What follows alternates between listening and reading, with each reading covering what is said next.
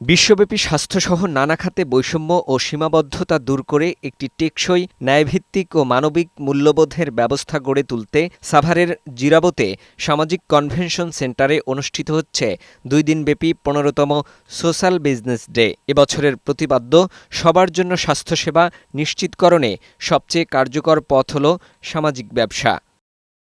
উদ্বোধন করেন অন্তর্বর্তী সরকারের প্রধান উপদেষ্টা অধ্যাপক ডক্টর মোহাম্মদ ইউনুস।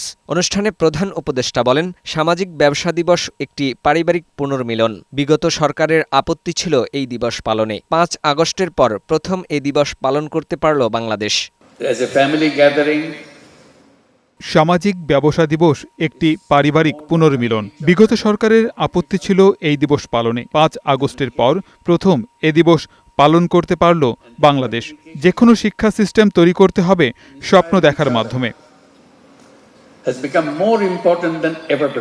প্রধান উপদেষ্টা মোহাম্মদ ইউনুস বলেন, পৃথিবীকে বদলাতে সব জাতিকে ভূমিকা রাখতে হবে, অংশগ্রহণ করতে হবে সবাইকে, ধ্বংসের আগে সঠিক পথ ধরতে হবে। বলেন, বিষণ্ণ বিশ্ব নয়, একটি সুন্দর বিশ্ব তৈরি করতে চায় বাংলাদেশ।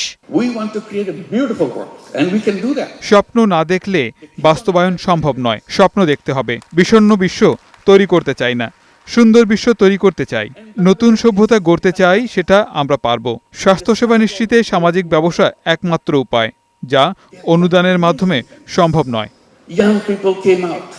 ২ দিনব্যাপী এই অনুষ্ঠানে ৫টি পূর্ণাঙ্গ অধিবেশন ও ৮টি ব্রেকআউট সেশন থাকবে।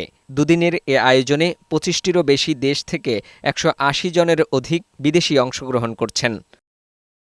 ফাহিম মুনায়েম, বৈশাখী সংবাদ, ঢাকা।